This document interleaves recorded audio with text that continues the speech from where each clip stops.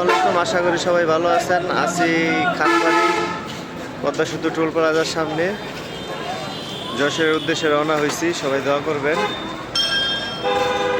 ঠিকঠাকভাবে পৌঁছে দিতে পারি। বাসের অপেক্ষায় দাঁড়িয়ে আছি। গাড়ি চলে এসেছে, আমরা এখন গাড়িতে উঠবো কিছুক্ষণের ভিতরে। যশোরের উদ্দেশ্যে রওনা হয়েছি ব্রাহ্মণ।